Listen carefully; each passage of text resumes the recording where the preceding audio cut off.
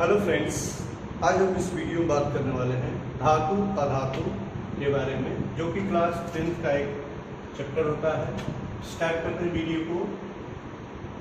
धातु एवं अधातु, ये metal and non metal, metal and non metal. सबसे पहले देखते हैं धातु होते हैं। धातु ध से धातु, ध से धनायन बनाने वाले, धनायन, ध से धातु, ध से धनायन बनाने वाले तत्व। क्योंकि चाहे धातु हो चाहे अधातु, वो सब क्या है? तत्व है। तो ये हल्का सा ये कर सकते हैं, वे तत्व जो धनायन बनाने की प्रवृत्ति, मैंने केवल लिखा है धनायन बनाने, ठीक है। तो केवल धातु का मतलब क्या? वे तत्व जो धनायन बनाने वाले हो। तो इसका डेफिनेशन, परिभाषा ये हो गया कि वे तत्व जो इलेक्ट्रॉन को त्याग कर, इलेक्ट्रॉन को त्याग कर, डोनेट करके, दे करके, इलेक्ट्रॉन को त्याग कर धनायन बनाने की प्रवृत्ति रखते हैं। धनायन बनाने की प्रवृत्ति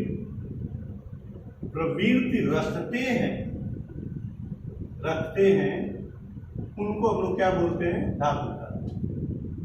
तो कोई भी तत्व आप ले लीजिए, वो इलेक्ट्रॉन अगर बाहर दे करके धनायन, तो जितने इलेक्ट्रॉन वो त्यागेगा उतना यह धनायन बनता चला जाएगा। मतलब अगर ये एक है तो धनायन भी कितना होगा? उस पर एक ही होगा। धन का आना, पॉजिटिव चार्ज का आना। तो अगर हम एग्जाम्पल में देखें इसका, तो एक अच्छा वाला एग्जाम्पल आप लोग देखे होंगे, सोडियम ने क्या किया? एक इलेक्ट्रॉन त्यागा। तो एक इलेक्ट्रॉन त्यागा, तो यहाँ पे आपने लिख दिया सोडियम 1+। अभी इसका परमाणु क्रमांक कितना होता है? 11, सोडियम का 11। तो इसको अगर इलेक्ट्रॉनिक विन्यास 9th में पढ़ाया गया था, तो हमने लिखा 2, 8 और क्या 1 लिख दिया। बाहरी को उसमें कितना है? 1 इलेक्ट्रॉन। इस 1 इलेक्ट्रॉन को क्या किया? त्याग दिया, ये निकल गया। तो अभी कितना बचा? 2 और 8। तो यहाँ पे आप इसका लिखोगे 2 और 8। इसका इलेक्ट्रॉनिक विन्यास क्या हो गया? 2 और 8, ठीक है। तो ये अगर इसका फिगर आप देखोगे, ये हमारा न्यूक्लियस हो गया, 2 इलेक्ट्रॉन आपके इसमें हो गए, 8 आपके यहाँ पे हो गए, और एक हमारा क्या हो गया? 12। यही 1 इलेक्ट्रॉन क्या हो गया? ये त्याग दिया। तो अभी कितना बच गया? केवल 2 और 8। तो Na1+ का जो इलेक्ट्रॉनिक कन्फिगरेशन है, इलेक्ट्रॉनिक विन्यास, पहले कोष में कितना? 2 और दूसरे कोष में 8। तो आप देख सकते हैं यहाँ पे आपका 2 हो जाएगा, दूसरे कोष में हमारे 8 हो जाएगा। तो ये क्या है? स्टेबल, अस्थाई हो गया, अस्थाई हो गया। क्यों? क्योंकि ऑक्टेट इसका पूरा है। आप बाहरी कोष में जिसके 8 इलेक्ट्रॉन होते हैं उसको बोला जाता है अष्टकनीयम। तो इसका पूरा हो गया। ये किसकी तरह हो रहा है? टोटल 10 है इलेक्ट्रॉनिक, तो वो 10 कौन है? नियान। और नियान क्या होता है? हमारा एक स्टेबल होता है। नियान भी एक प्रकार का तत्व है, इसका अष्टक पूर्ण है। ये अक्रिय गैस है। ये क्या होती है? अक्रिय गैस। अक्रिय गैस क्यों? अक्रिय मीन्स क्रिया नहीं करता। क्यों? क्योंकि इसके बाहरी कोष में इलेक्ट्रॉन हमारे आते हैं। तो ये अगर ऐसे हो जाते हैं तो ये हो गया धातु। ध से धातु, ध से धनायन बनाने वाले तत्व। वे तत्व जो धनायन बनाने की प्रवृत्ति रखते, वो भी कैसे? इलेक्ट्रॉन को त्याग करके। तो उसको हम लोग बोलेंगे कि वे तत्व क्या है? हमारे धातु। तो सोडियम एक प्रकार का क्या हो गया? धातु। दूसरा एग्जाम्पल आप ले लीजिए, मैग्नीशियम। मैग्नीशियम ने क्या किया? 2 इलेक्ट्रॉन त्यागा। तो कितने अभी बताया? कितने प्लस हो जाएंगे इस पे?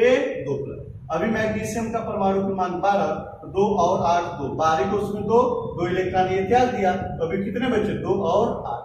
उस तरह एल्युमिनियम का भी आप ले सकते हैं। एल्युमिनियम ने क्या किया? 3 इलेक्ट्रॉन त्यागा, तो एल्युमिनियम पे आपने 3+ लिख दिया। तो एल्युमिनियम का परमाणु क्रमांक 13, 2, 8 और 3 हो गया। तो बाहरी कोष में 3, यही तीनों इलेक्ट्रॉन इसने क्या किया? त्याग दिया। तो एल्युमिनियम भी एक प्रकार की धातु होगी, मैग्नीशियम भी धातु है, और सोडियम भी क्या है? हमारी धातु, ठीक है। दूसरा पॉइंट आता है हमारा क्या? इसी में अधातु। तो यहाँ पे मैं लिखता हूं अधातु। धातु का क्या? एक तरह से उल्टा। तो कह सकते हैं वे तत्व जो इलेक्ट्रॉन को ग्रहण कर, इलेक्ट्रॉन को क्या कर, ग्रहण कर, इलेक्ट्रॉन को ग्रहण कर ऋणायन बनाने की, ऋणायन ऋण का आना, ठीक ना, ऋणायन बनाने की प्रवृत्ति रखते हैं, ऋणायन बनाने की प्रवृत्ति रखते हैं, उनको क्या कहते हैं, अधातु कहलाते हैं। फॉर एग्जाम्पल के तौर पे जैसे में आप जो देखते हैं फ्लोरीन रहता है, जैसे फ्लोरीन है, इसने एक इलेक्ट्रॉन को क्या किया, एक्सेप्ट किया, ग्रहण किया, तो जितना एक्सेप्ट करेगा उतने इस पे नेगेटिव आप लिख देंगे, सही है। तो अभी फ्लोरीन का होता है परमाणु क्रमांक 9, इलेक्ट्रॉनिक विन्यास कितना, 2 और 7, एक इलेक्ट्रॉन ले लिया है तो अभी इसका क्या हो गया, 2 और, तो इसका जो एटॉमिक नंबर परमाणु क्रमांक होगा कितना हो जाएगा, 10, और इसका कितना हमारा, क्लियर, 10 जो कि नियान का होता था वो क्या हो गया हमारा, कर सकते हैं नियान क्या हो गया, अक्रिय गैस है, तो ये भी क्या स्टेबल है, Fe1 माइनस क्या है, स्थायी है ना।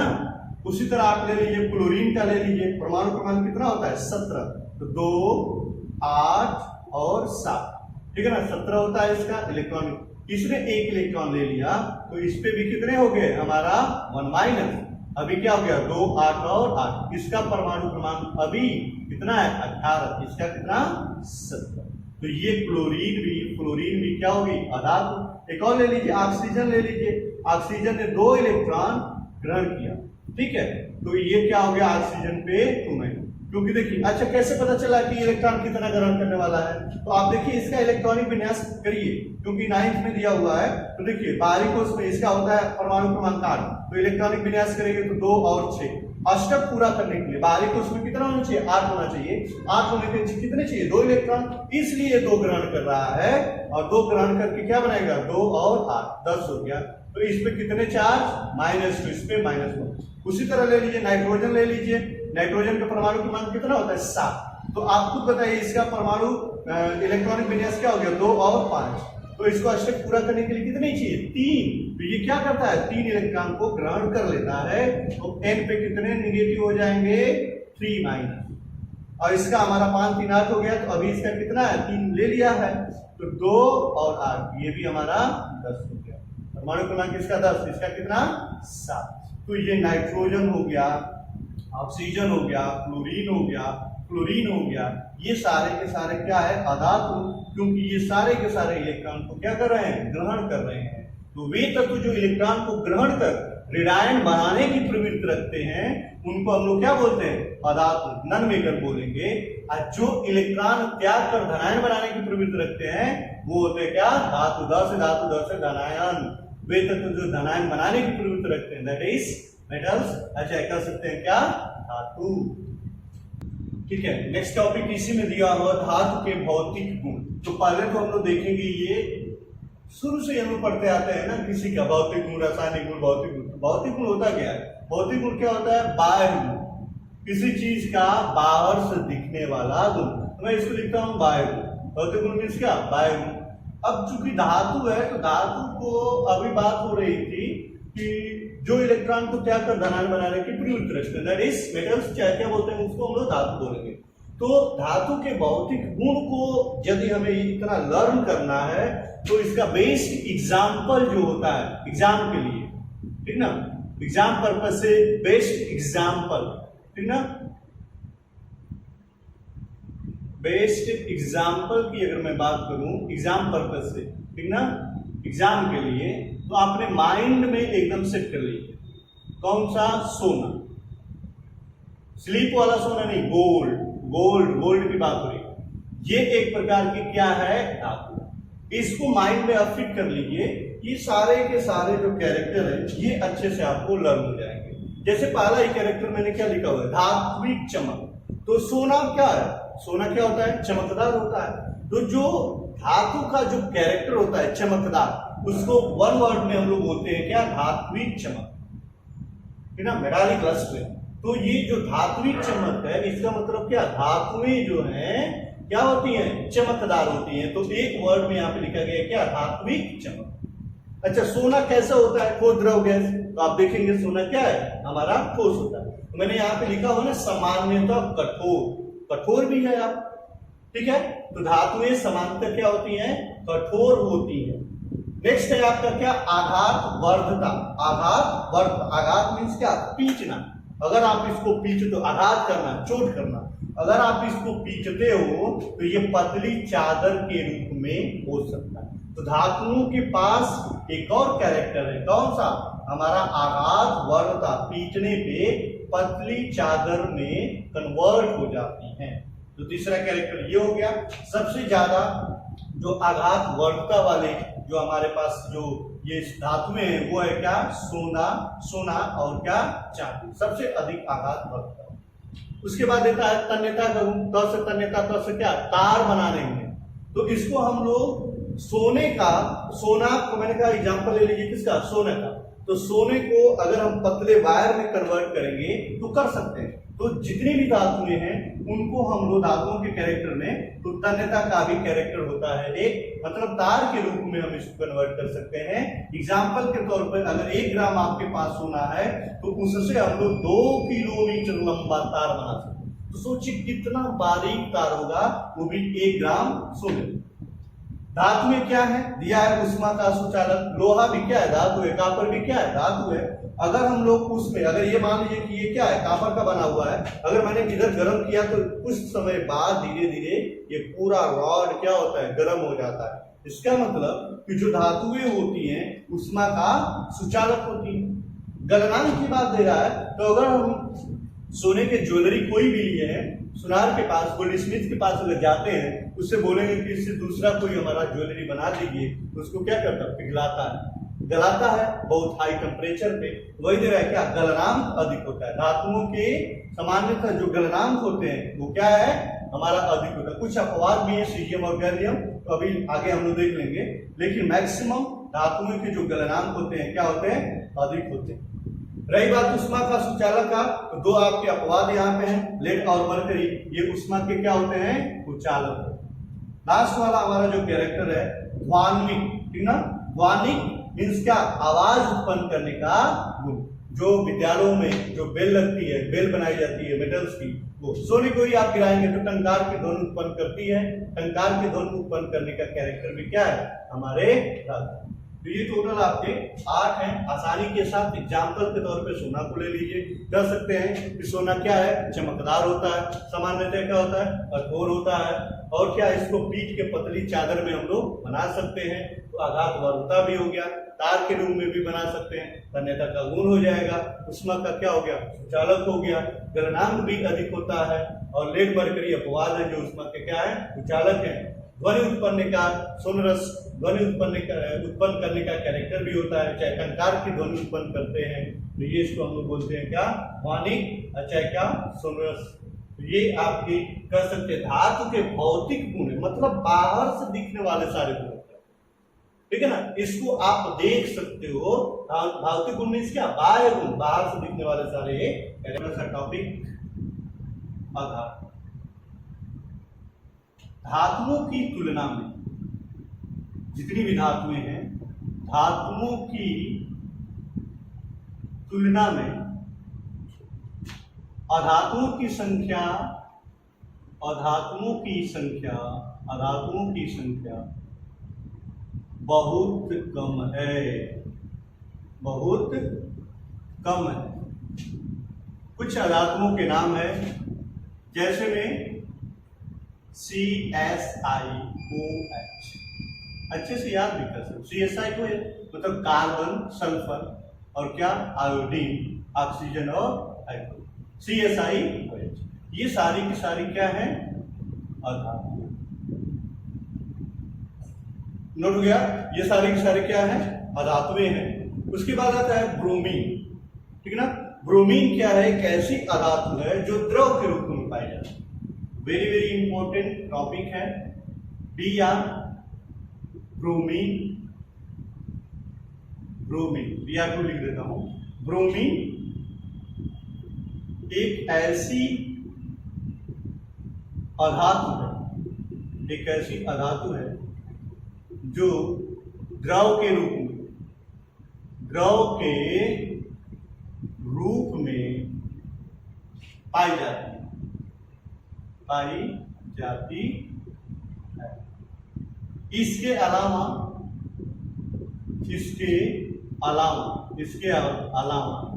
समस्त आधातु में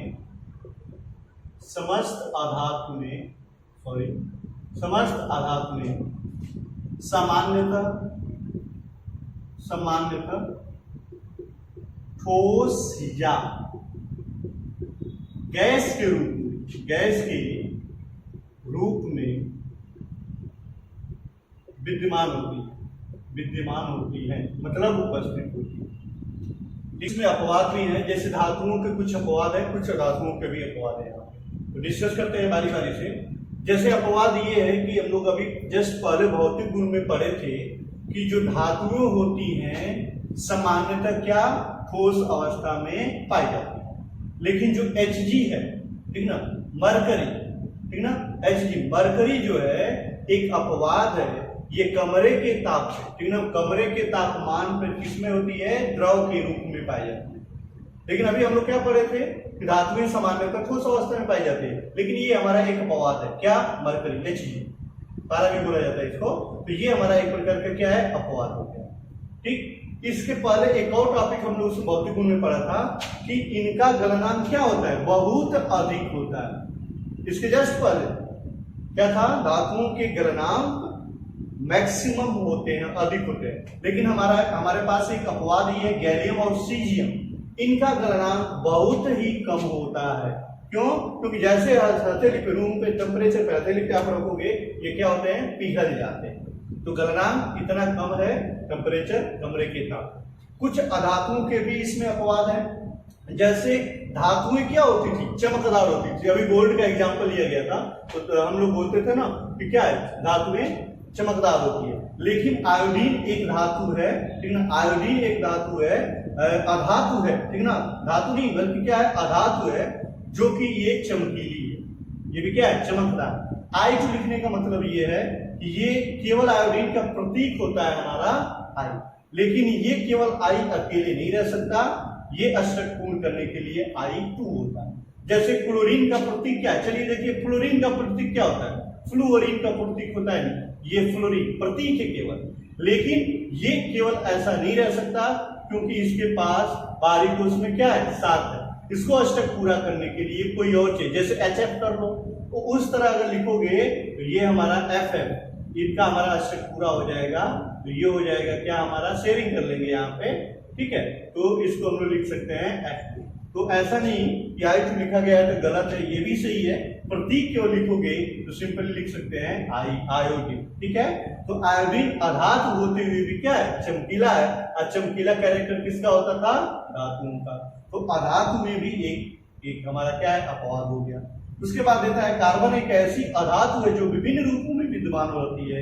इसके प्रत्येक रूप को हम लोग क्या बोलते हैं, अपर रूप कहते हैं, ठीक है। तो कार्बन के कई रूप होते हैं और वो जितने भी रूपों में पाए जाते हैं, प्रत्येक रूप, देखिए प्रत्येक रूप को क्या बोलेंगे हम लोग, अपर रूप, एलोट्रॉप बोला जाता है, ठीक है।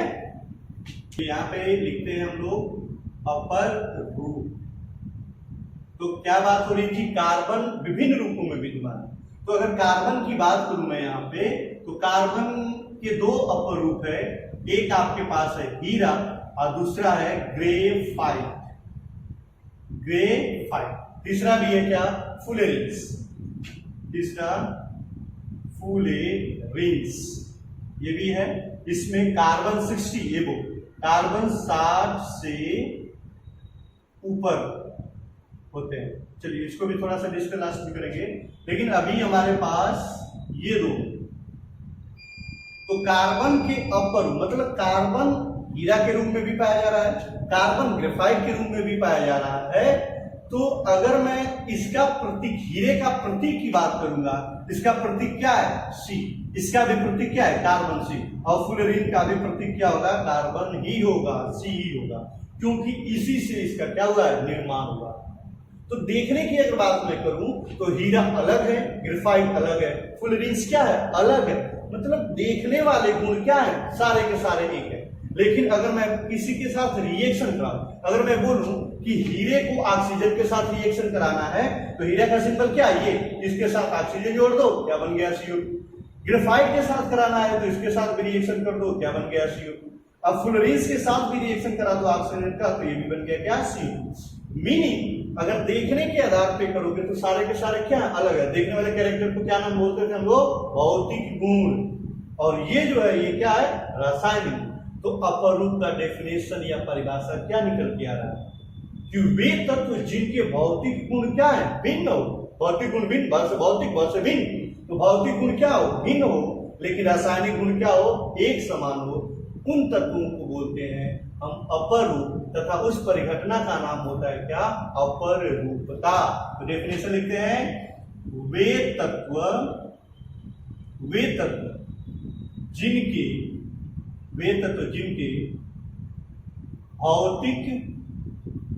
भौतिक गुण भिन्न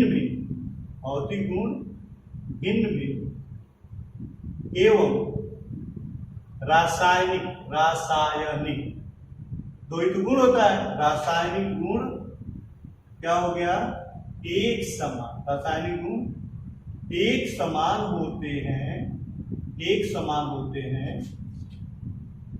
वे अपर रूप कहलाते हैं। जैसे कार्बन के अपर रूप ग्रेफाइट, हीरा और फुलेरिन। ये जो हीरा है प्राकृतिक रूप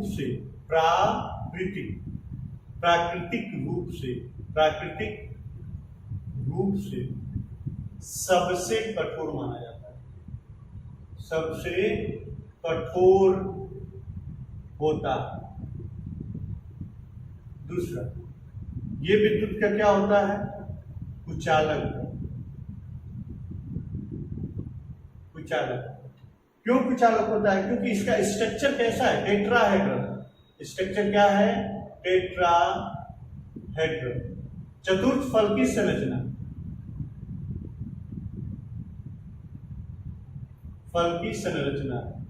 इसके कारण ऐसा होता है। मेन रीजन ये कैसा होता है चतुर्थ फल की संरचना, ये रहा ऐसा टेट्राहेड्रल। ये अगला चैप्टर में आप लोगों को मिल जाएगा। ग्रेफाइट है, तो ये क्या है, विद्युत का हमारा सुचालक। ये मुलायम भी होता है, कठोर है तो ये क्या है हमारा मुलायम भी होता है। और दूसरा कह सकते हैं विद्युत का सुचालक होता है, सुचालक। ऐसा क्यों होता है, क्योंकि इसका स्ट्रक्चर कैसा है, हेक्सागोनल है, ठीक ना। ऐसी संरचना होती है इसकी संरचना हल्का सा आप देख सकते हैं, किताबों में भी आपको देखने को मिल जाएगा। ऐसे फिर आपके नीचे करना है, ऐसा कुछ, ठीक, ऐसे संरचना होती है। तो ये विद्युत का सुचालक क्यों होता है कि स्लाइडिंग टू ईच अदर, जो ये लेयर है आपकी, इसकी ग्रेफाइट की फर्स्ट लेयर, ठीक ना, यहाँ पे हमारा क्या हो गया सेकेंड लेयर, फर्स्ट सेकेंड, तो ये एक दूसरे के ऊपर क्या होती है, स्लाइडिंग होती है। तो स्लाइडिंग होने के कारण हमारा क्या होता है, विद्युत का स्लाइडिंग टू ईच अदर, इसके कारण क्या होता है, विद्युत का ये हमारा क्या होता है, सुचालक होता है। फुलरेंस क्या है, फुटबॉल की तरह इसकी संरचना होती है, बकमिंस्टर फुलरेन डिस्कवर, फुटबॉल की तरह संरचना होती है। इसमें मिनिमम कम से कम 60 कार्बन की उपस्थिति होती है। ऐसे आप बना सकते हो, जैसे फुटबॉल की आप संरचना देखते हो बिल्कुल वैसे ही संरचना है। और इसमें number of carbon more than 60, number of carbon कितने होने चाहिए, मोर देन 60। ये है अपर रूप का, ठीक है ना। एग्जाम्पल हीरा है। क्षारीय धातु, कौन कौन सी, जैसे लिथियम, सोडियम, पोटेशियम।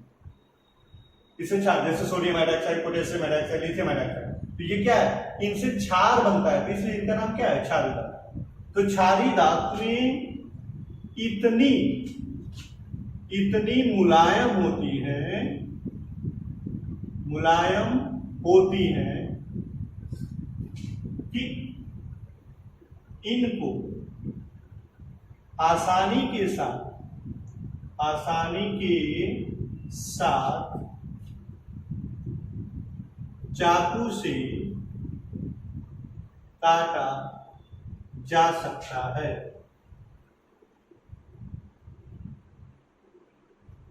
इनका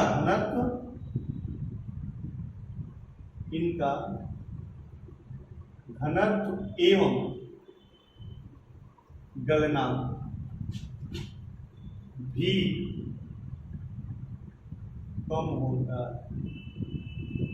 ठीक है, नोट कर लेंगे।